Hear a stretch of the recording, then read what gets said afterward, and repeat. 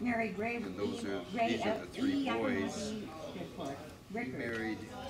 He married Adelaide. That's the famous. Me too. I'm just. Are there going to be any dance because that's you're going up that Oh, way. up that way, right. Well, no, it's over here. Because besides Uncle Vic, Daddy used to talk about. Oh, here's Lloyd. This is my parents. Yeah, okay. That's right. Now, 10 G's. Is So that a you're. nickname? Is that a nickname? Yeah, for Cornelius. Yeah. Oh, Cornelius. That's right. I'm looking quickly to. You got your number. Yeah, because this is Harding and Amy. And here I'm their I am girl's right here. daughter. And then Sarah below is the 10G second 1 one. and a half, 10G. I see the world. 10G 1, 10G. She should be an 11. This is Bruce or Harding Palmer put this together. Right, I think about this. Yeah, you go all the way to Charlemagne if you want. Yeah. If you believe that, you believe in the Easter Bunny. Well, no, it's You think it's solid. So we didn't make the cut? okay. We got aced out. That's why I Well, you made the we cut. parked out here, and then this is like trying to get everybody to stay quiet because you can tell it was very Well, quiet. Is Sue here? No, I don't think so. Well, Bob is here. Bob is here. And Bob these are pasted up. There's a whole slew of these, and I don't know. Do you live on campus? He was the secretary of interior. That's right. And the Rose Garden. Oh, His son was a wonderful. Look big, at that. right, and was a big These are Abner Clark's entries. Up to there about. So. Well, And then some, yeah, versus. and he dies here. Did he come out of the neck? 1874. Has been keeping Your that father going. never told you? Well, I have a slip to add to that. I know you're doing supplemental, so I kind of put my line in. Put it in there. Okay, I've got it right here. The town wrote him off. Because I think Sue has it, and maybe she has it on here. I don't. Victor Clark Harding. I'm Abner Clark Harding's great-great-grandson. It comes through to me from George Franklin Harding, who was Abner Clark's son. Then he had Victor M. Harding as his, Matthews Harding is his second son, and that would be my grandfather. So it begins coming down through that line. We have a sword, which was General Abner Clark's colonel's sword, the one he used at Fort Donelson to rally his troops. We have his cane that we're presenting, which has a gold top, and it has a date in it. I can't remember the date, but it was given to him, we believe, by other members of Congress in the late 1870s or thereabouts, maybe earlier.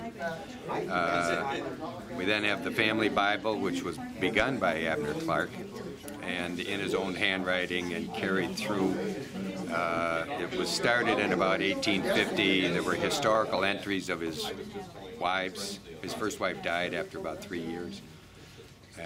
And then it comes down to me, which we're now donating to the college. And then lastly, we have a photo of congressmen, senators, president back in, and we think it's on the back, it's indicated as 1870, but we think it's probably closer to be 1869.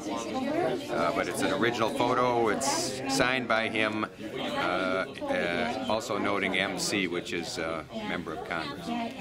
So those, and we have one other photo that we're adding, but I don't know if there are more of them around, but there's an awful lot of Abner Clark Hardings that are out there. And in any event, the Brady photo it's an original. I'm not sure if it's out there on the internet or not.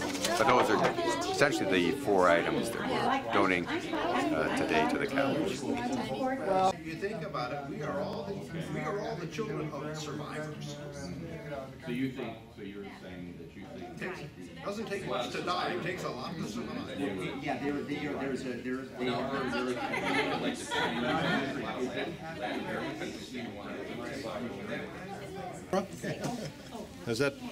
Is that bronze? Yes, I would think so. And then it's inscribed on the back, and I'll turn this over so you can kind kind of see the. Make sure we get a picture of that. Yeah. You can see. I can't read what it says. It says. Yes. It says. The Congress, Captain George H. Palmer, 16th U.S. Infantry for gallantry at Lexington, Missouri, September 20, 1861. Wow. Can I get a picture of it? Yes. You know, it almost films or photographs better on The newsletter. You just got a close-up of that, didn't you? Well, I mean, looking at it? oh, yeah. Kept Dylan last night. Want me to turn it over? I'd like that. That'd be great. In fact, Back at display. get a picture of you talking for your archive. We do a little daily what's going on in history and the events, and we're going to Diedrich, where is he? An alum who helped put together, along with Colonel Steve Bloomer, also an alum, an exhibit of Monmouth's military heritage, including the Medal of Honor winners. This is a piece of it. It used to be downstairs in the library, and our purpose is to resurrect this exhibit as part of what we want to do. So we brought that today. Also, I wanted to point out this wonderful piece of art here. It's we believe it's a marble bas-relief sculpture of General Harding, and we just recently was confirmed that this once hung in the English recitation room of probably Old Main, which burned in 1907, and then Wallace Hall. We have a letter from 1941 confirming that is General Harding. He did endow the first professorship at Monmouth College, which was in English literature, and we still have the Harding Professorship of Literature. So we're really excited to identify what this is. It will become part of the collection. And we have some other interesting things that we'll let David talk about. But now I would like to introduce Mr. Tom Best, who is one of our esteemed history professors who also has a special interest in the Civil War and Western Illinois Monmouth history. He's been researching and studying things for many years. He teaches a course on the Civil War, and he also teaches in the local junior high, so he's interested in educating younger people than Monmouth College students as well. So really like to welcome Tom, and he's going to tell you a little bit about Thank you, Jeff. It's a real honor to be here today and have an opportunity to share in this special dedication and these ceremonies. 150 years ago, the news of the bombardment of Robert Anderson's Union garrison at Fort Sumter was anxiously tapped out by telegraph operators. We marked the sesquicentennial of the opening salvos of the Civil War by recalling the service of those who, after Fort Sumter's surrender, answered Abraham Lincoln's call to arms. One such man with proud connections to both the city of Monmouth and Monmouth College is being remembered here today, Abner Harding. Harding did not look the part of a warrior when he was commissioned colonel of the 83rd Illinois Volunteer Infantry in 1862.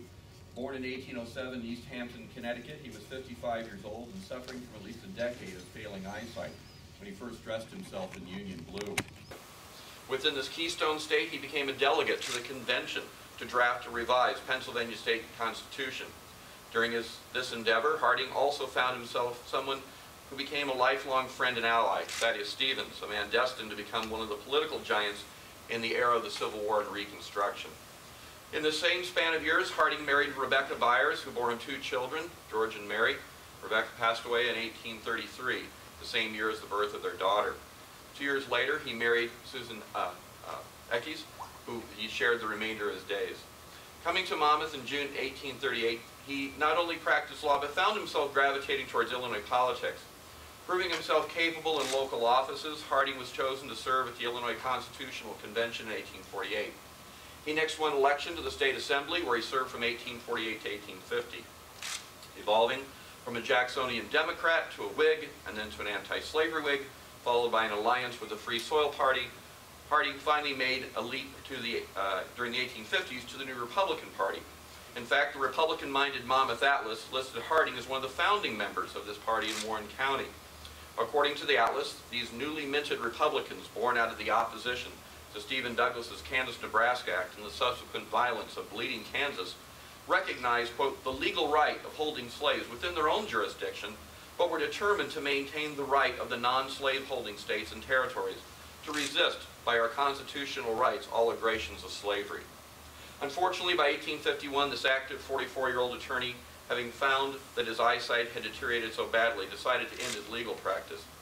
Nevertheless, Harding was able to ensure his family's financial security while keeping alive his spirit for civic involvement by entering new endeavors in banking, railroads, and investing in local real estate. In fact, he eventually owned 46 city blocks across the evolving landscape of Monmouth.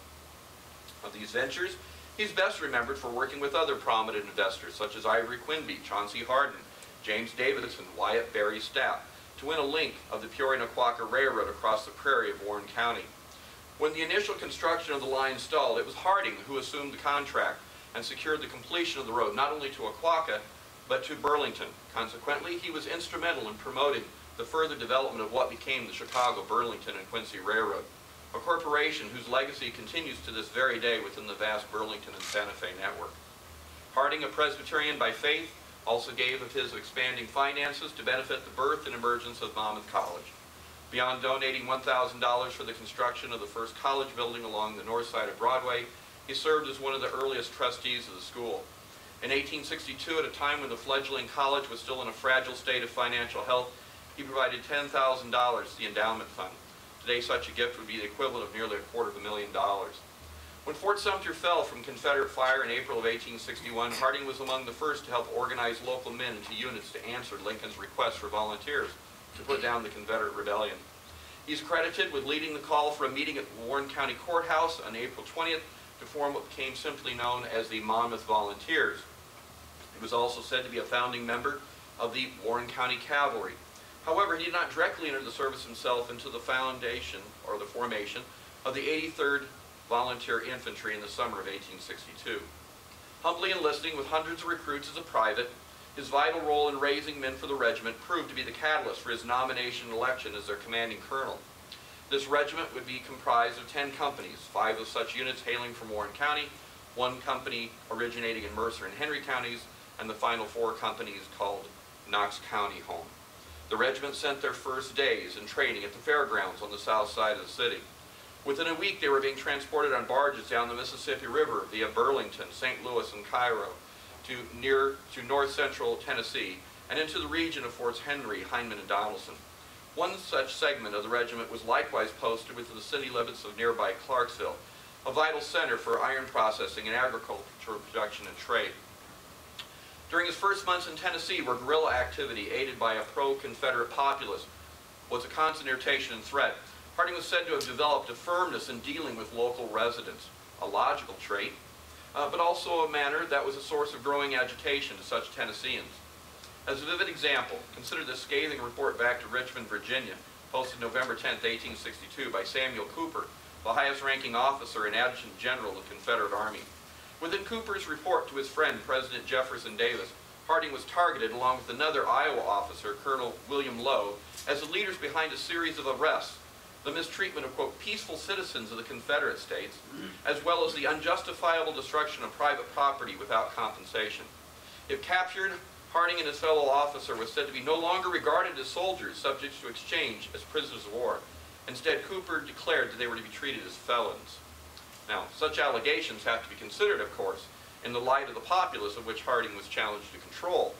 Regarding themselves as an occupied and oppressed population, they willingly provided aid to partisans who routinely engaged in acts ranging from the destruction of Union property to murder. To read the letters of the men of the 83rd, they had no sympathy for locals who they charged engaged in, quote, widespread banditry against both federal troops and pro-Union residents. Amid such difficulties, Harding's command was primarily limited to the protection of supply lines and railroad routes running along the Cumberland, Tennessee River corridor. On February 3, 1863, however, Harding would face his greatest challenge as commander of the 83rd. Confederate cavalry forces under the talented triumvirate of the much-feared Nathan Bedford Forrest, the 26-year-old and recently elevated to Major General Joseph Fighting Joe Wheeler, and Texan John Morton attacked his command at Dover. Charged with raiding Union supply lines along the Cumberland River, They regarded Harding's position as vulnerable and his leadership as doubtful. Within his ranks, depleted by sickness, Harding was limited to between 600 and 750 men from his own infantry, the 5th Iowa Cavalry, along with 4 rifled cannon from Flood's battery. Although learning of the approaching force earlier that morning from cavalry, he had wisely sent out scouting, and having some time to have his men dig a ring of rifle pits on his flanks.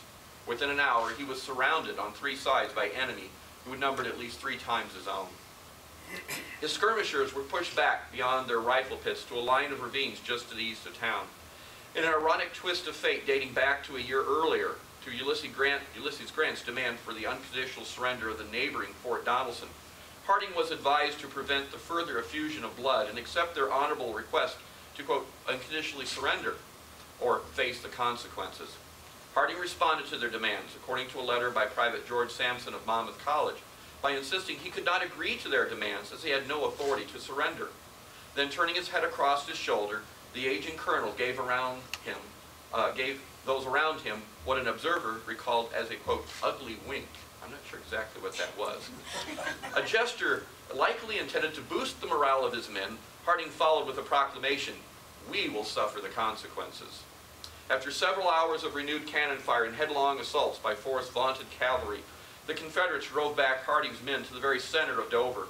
Pressed hard to maintain his thinly defended lines, Harding and his officers shifted and then consolidated their meager forces several times until a last stand of sorts was called for, featuring a reserve of some 300 riflemen and a lone piece of artillery in the town square.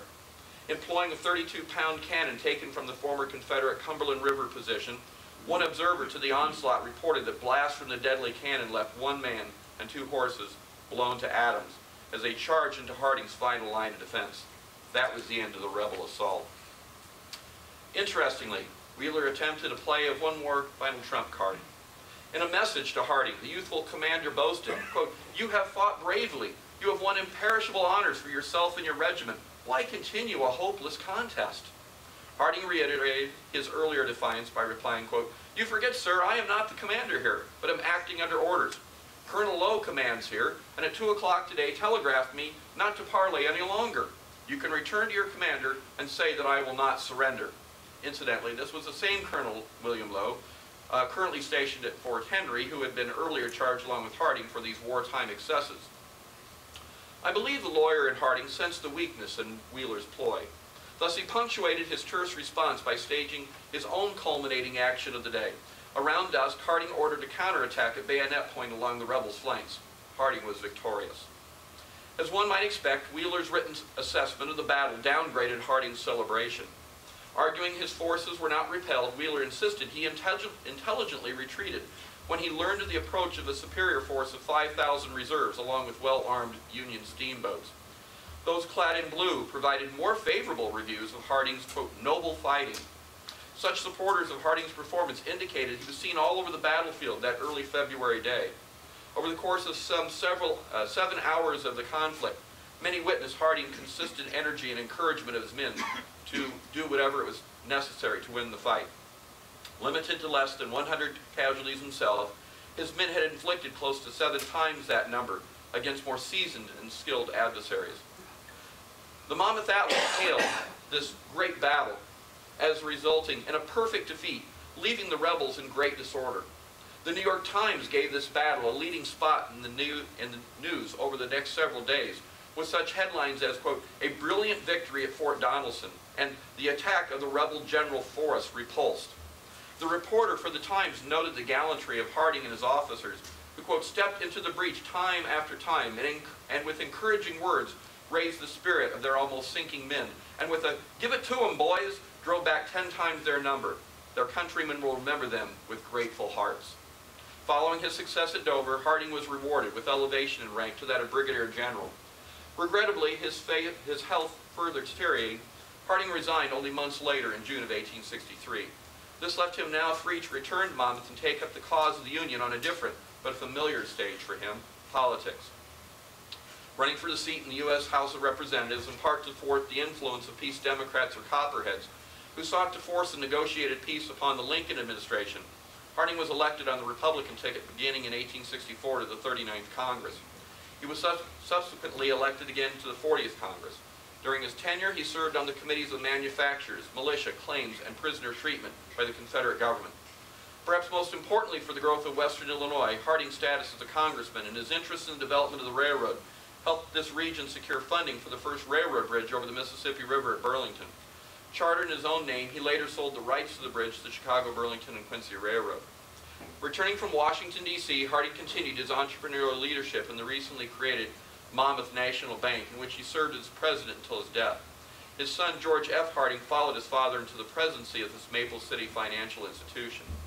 He also continued investing in real estate ventures, which contemporaries stated was his greatest source of accumulated wealth in the post-war years. In 1865, Harding shared his gains again with Monmouth College when he provided an endowment for a professorship of English language and literature. His last gift to the college came in 1873 with a grant of $5,000. Given his antebellum and post-war contributions, Harding's philanthropy was instrumental in the school's establishment and growth. Finally, a trip to Europe was made in 1871 in an attempt to recover his health, yet no improvement followed. In the final days of his life, it was recalled that he showed the same courage in dying that he had shown in the early years at such sites as Dover. According to his obituary, among the last words of this good Presbyterian were, quote, "I am dying, but I am not afraid, for Jesus will be with me."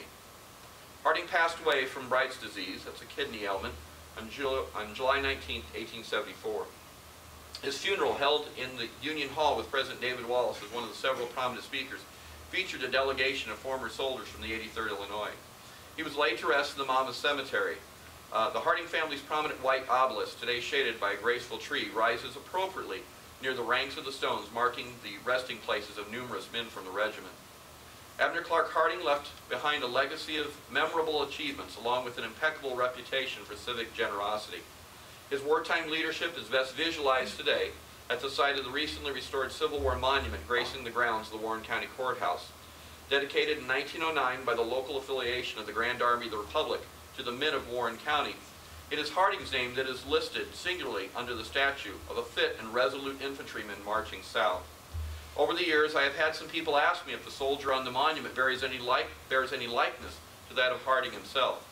I respond by stating, while it is simply a generic impression of a young soldier found on many such post-war monuments, the strength of the soldier's pose and his enduring gaze is an appropriate way to remember the strong-willed military leader that was Abner Clark Harding. Thank you very much.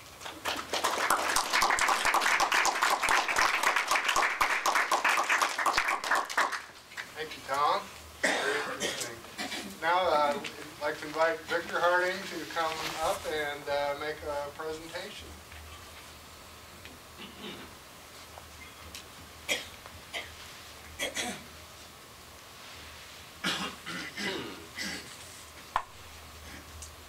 Thank you very much, Jeff. On behalf of the Harding family, I want to express our appreciation for Monmouth College putting on this function and being willing enough to receive a number of artifacts that have been sort of tucked away in our attic for many, many years. And so with that, let me just say I am Victor C. Harding. I start as a great-great-grandson of Abner Clark Harding. Don't want to bore you with our lineage, but just as how it goes, it was Abner Clark Harding. His one son was George Franklin Harding. He would be my great-great-grandfather. He had a slew of children. The first three boys being Abner Clark Harding. I think then it was my grandfather, Victor M. Harding, Matthews, after Adelaide Matthews, who was the wife of George Franklin. And the next son was George Franklin, Jr. The Abner Clark Harding will the number of artifacts down through our grandfather, Victor M., including the sword that was specifically in the will. Then it came down through my father, Victor M. Harding, Jr., and then down to myself. These were all lawyers. I think every eldest son turned out to be a lawyer, starting with Abner Clark, who He never, I don't think, ever got specifically educated to be a lawyer, but he became a lawyer. George Franklin, Victor M. Sr. and Victor M. Jr. all being graduates of Harvard Law School. It came down to me, and I ended up graduating from Marquette Law School. In any event, my brother Burley is here. We have 5 sisters, and as children we grew up with all of these artifacts. We have the sword. On the other side of the family there was a musket, so we would have sword fights with this musket. My brother, I'm told, he finally loaded it up. He emptied out a number of bullets and collected some gunpowder and fired the musket. Then we have a cane, and probably best part is the family Bible. This was started by Abner Clark Harding. It's in his own handwriting, and you're all welcome to come up and peruse through it. It starts with a number of historical entries. It appears to have been put together starting in about the 1850s, 1860s. And there are historical entries concerning his wives, especially his first wife, who was deceased. And then lastly, we have the sword, the cane, the Bible. We have another photo of Abner Clark. It's by Brady and Company, which is the famous photographer in Washington, D.C. at the time. It is signed by Abner Clark, and you'll note MC after it, which was a member of Congress. This, it's noted on the back by my father as being about 1870, but we're thinking it's closer to 1869. But in any event, it was done in Washington, D.C. when he was probably last there before he came back here.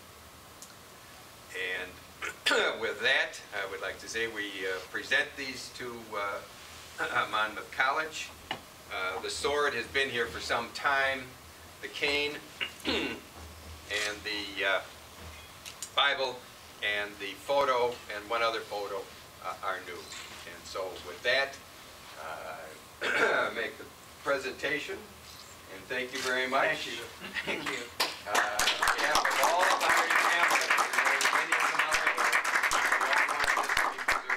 they're going to take a picture, and one doesn't hold the sword by the blade. One holds it by the handle, so let's get the right hold on this. Thank you very much. It's a pleasure for our family to be participating. Jeff told me that all I had to do was say thank you today. It's a busy day and I have lots of speeches to give, but he should have known better than to expect me just to say thank you. Because there's no speech that I would give today that would be more important than thanking you for this gift. There actually, perhaps won't be very many things I do this semester more important, because we work very hard to inspire young people. And we think that some people would say that the purpose of a college and its faculty is to transmit knowledge to young people, but in fact, the purpose of a college is to spark a love of knowledge in young people, to spark desire and interest in young people. And we do that by talking to them about knowledge, but we also do that by making sure that an institution has a soul and a culture that causes young people to get excited and want to learn. If young people want to learn, then they are going to learn regardless of what happens in their life. And if they don't want to learn, no matter how good our faculty are, those young people aren't going to have a good career. And so it's very much about the soul and culture of an institution. And what kind of things create soul and culture? Well, one of the things in my mind that does it are the pictures we hang on the wall, the portraits. A few months ago, the Sorensen family called me and they said, we have a picture of our father who was a longtime professor at the college, and we wonder if the college would like to hang it on its walls.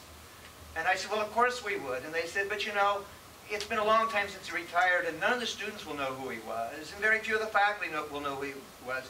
So, you know, we'd like to give it to you, but why would you want to hang it on the wall? And I pointed out that when young people walk by and they see portraits on the wall, they don't ask, who was that? What they do is they say, this is a place that honors people. Now, why would they honor people? Well, because this is a place that that imagines that the most important drivers of change in this world are individuals, and individuals who do good things and change society.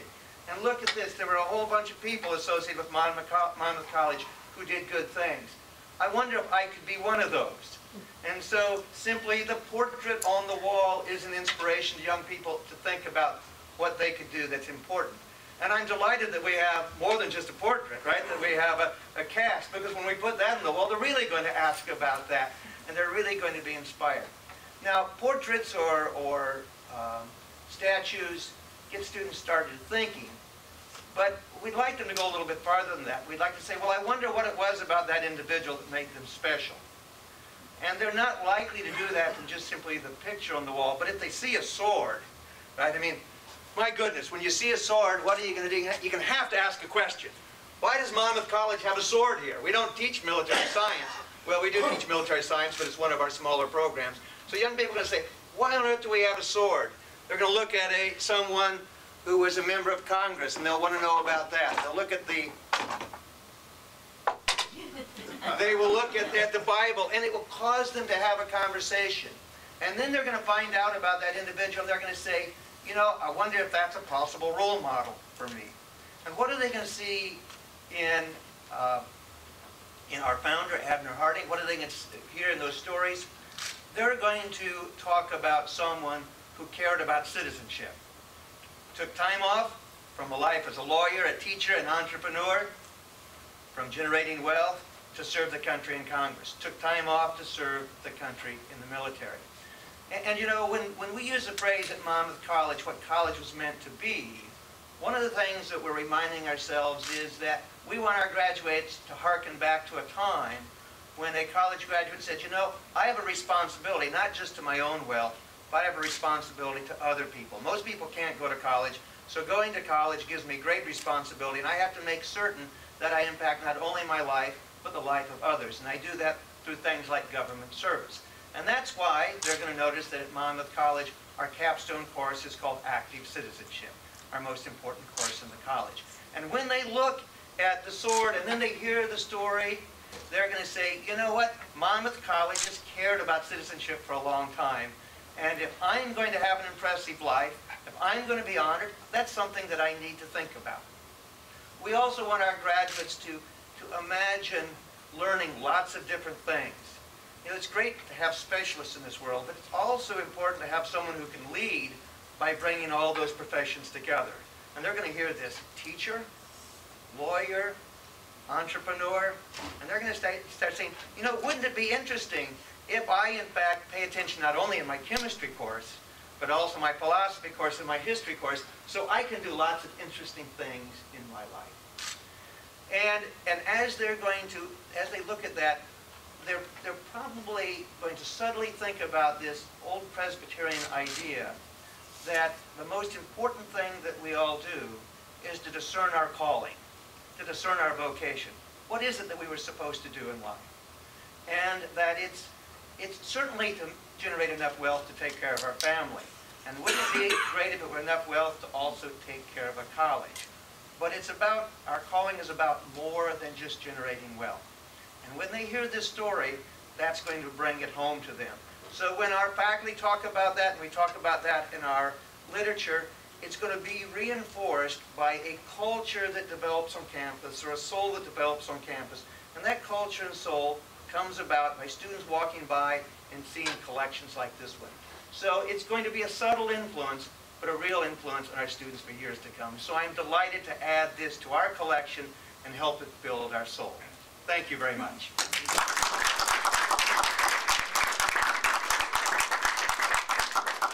I do have lots of other speeches, so I must apologize because I need to slip out, but I'm sure there's a recording of the next talk, which I'd be delighted to watch later in the day.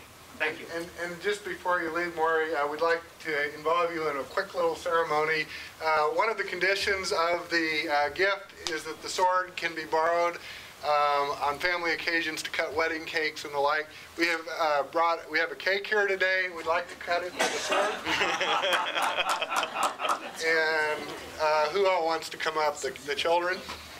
You know, there was a sword like this at my home, and I never figured out what it was from, but boy, it would be certainly hard for me to give that sword away. It was such an important part of growing up. So thank you folks for willing to part with this.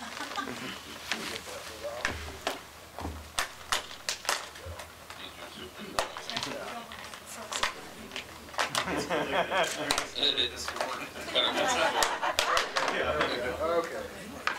This is the sesquicentennial. Oh, there's Abner. There is the new Abner. Yeah, and Cece. And I haven't met you yet. Your name is? Okay, let's here. We need everybody on the sword, right? Let's grab the sword, and let's not cut Jeff's fingers off. Yay. There we go. There we go. Well done. And you can use that at your wedding in a few years. Okay. Wonderful. Thank you very much. Cake will be available after the program. Okay.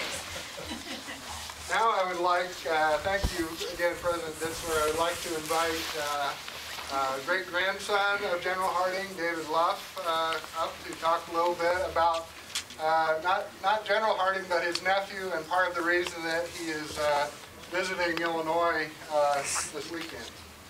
David. Thank you, Jeff. Wow, I didn't realize there were so many people here, sorry. My name is David Luff, and to kind of tie the Harding line into our family's donation to the college is through my grandfather, and his name was Harding Palmer. So one of Abner's nephews was George Henry Palmer, and he is fortunately one of the many Monmouth College students who was awarded the Medal of Honor. When I graduated from college, and I didn't have the benefit, as Dr. Dritzler mentioned, trying to join the students in learning about and putting all these pieces together. Had I known before my college graduation that I had such an important member in my family, I think I would have paid a little bit more attention in those history courses and the civics courses and such. But as it was, when I was given the journal, what our family calls the journal or the diary of George Henry Palmer, I was just kind of dumbfounded. I didn't know that we had such an important person, didn't know of the Medal of Honor in the family, and really all I had to work on was this old photocopied handwritten ledger that had been handed down to us.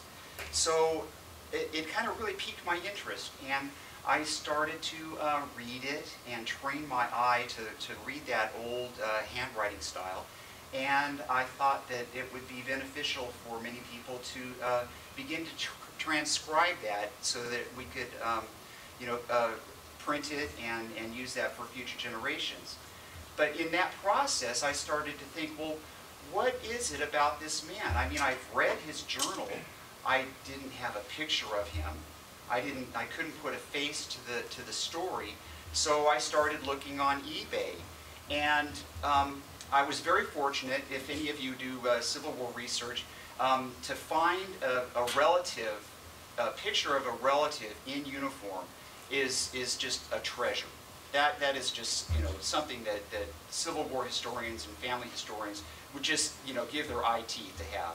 And I was fortunate enough to find one on eBay, and I bought it. I got it, and I was just so happy and proud. Oh, several years later, doing my research and trying to put all these pieces together, I saw an eBay item up for sale, and it was for the 83rd Infantry, organized in Monmouth, Illinois. And unfortunately, I was destined to go on a 2-week High Sierra backpacking trip, and the auction was going to end while I was on my vacation. So I looked at this document, and I thought, it's got to have pictures of at least my great-great-grandfather, George Henry Palmer.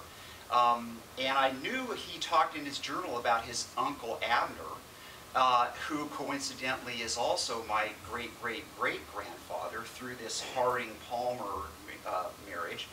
And this poster came up on eBay, and I analyzed my competition. You can look and see who's the history of people who are bidding on this document. And I thought, well, you know, I kind of knew that the value was maybe $200 to $300, but having the significance of the possibility of having two of your ancestors' pictures on the same document, I didn't want to let that opportunity escape. So at the time, finances were a little tight. My wife was a little tighter, and I thought, well, I'm going to, I can't let, I'll risk $1,000. So as I'm entering the bid in for $1,000, I thought, you know what, David, don't be so cheap. You know, make it $1,000 and a penny, you know, just in case somebody else has $1,000 limit. And I thought, no, you can't be that cheap, you know. So as I'm typing that final thing, before I'm heading out the door, I thought, oh, I'll make it $1,025, and I hit send, and out the door I went. 2 weeks later, I come back, and lo and behold, I check my email, and it says, congratulations, you have won.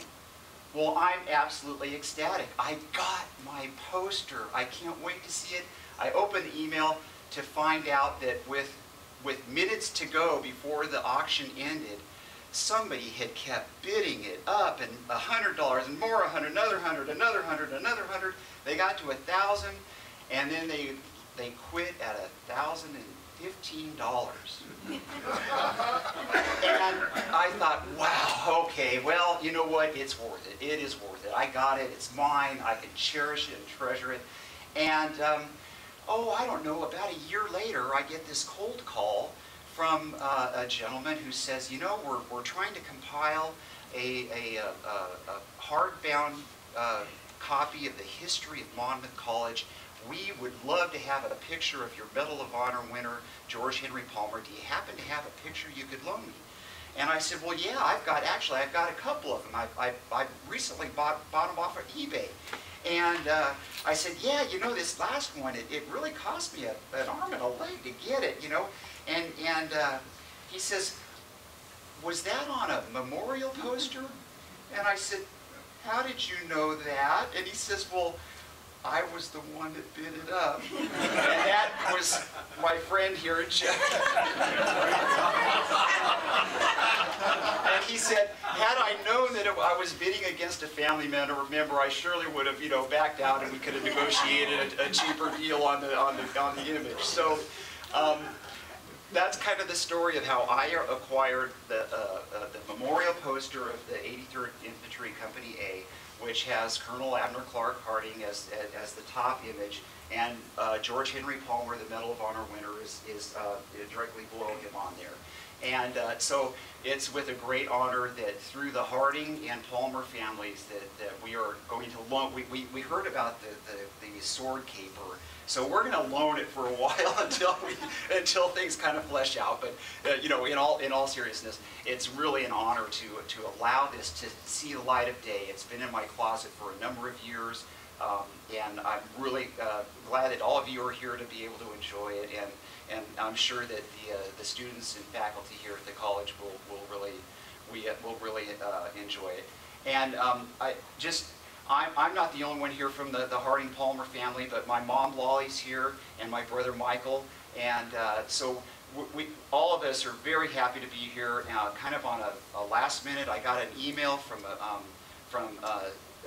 Sudi, no more than a week ago, that said, you know, if we were going to do this at the college, and we were at the Lexington battlefield site just yesterday, and we're going to go back tomorrow or this afternoon. And also, I have here to show everybody is the Medal of Honor from George Henry Palmer. So feel free to come up and take a look at that. We will be returning that to Lexington after we visit here today.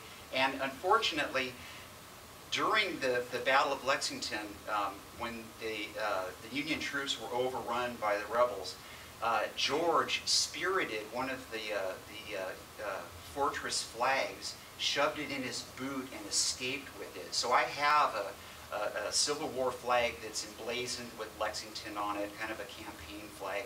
But it's 150 years old, and it really doesn't travel too well.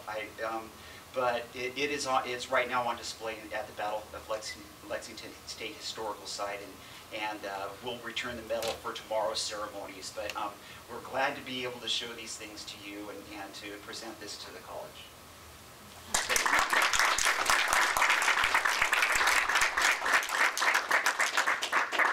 Thank you very much, David, and thanks to your part of the family for this generous loan that I think a lot of us will enjoy studying and seeing who the different soldiers featured in the poster are.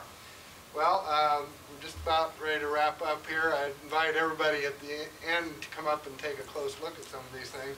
But now I would like to also invite Sudie Harding Press to come up and just say a few words on behalf of the family. And, you know, we'll just conclude this, this really wonderful ceremony. Sudie?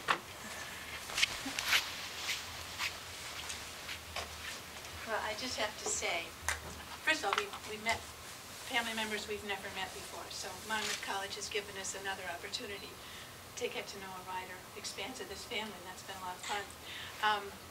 And I also have to say that when Uncle Vic, that's Victor's father, gave the sword to Monmouth after we'd used it at our wedding and it had been used at other events, we were perplexed and we were frankly miffed. We were young when this happened, and we thought, wow, why is this going to Monmouth College? You know, it should be here in the family where we love it and it's a pride of place and honored heirloom and all of that. And then over the years, maybe 30, 40 years have gone by, we've matured a bit, and now we understand, and we think this is the absolute right place for this sword to stay. It's the history of this sword going back with Abner Clark is quite rich, and this is the best place for the students and faculty who will really get the most out of this sword and make it count. Your president's remarks on that were really quite profound. And also, we've developed this really great connection with Monmouth because of the story of the caper of the sword, the lost and found sword, which was happily found. But because of that, I mean, we've all studied, look at this, this is all full of stuff on Abner Clark. We've all become minor students and historians about this really larger-than-life soldier, citizen soldier, because that's the way you would call him. And we really look forward to an expansion of this. It's getting to be quite a little collection here. Jeff is going to be doing the signage on it, and it's going to expand. We just learned from Jeff that Abner's, what do you call it, field desk is actually here in Monmouth somewhere. One of those things that can compact up and travel. So I don't know how much space you've got for this expanding exhibition here, but we look forward to coming back in the future and seeing it, that's for sure. I wish I could go to college here. I think this is a great little place. And the only other thing I want to say is that I don't feel like we're really going to part company with this sword. This is an active, working sword. It will get lent out. This is the agreement with Monmouth. And there's a 13th generation is coming. You've seen some rather younger members of it, but there are also some marriageable age people. We'll be using this sword a fair amount. And it'll keep getting lots of use. It's a living sword. And history should be a living thing, which it is. So we thank you so much. Thank you. Thank you.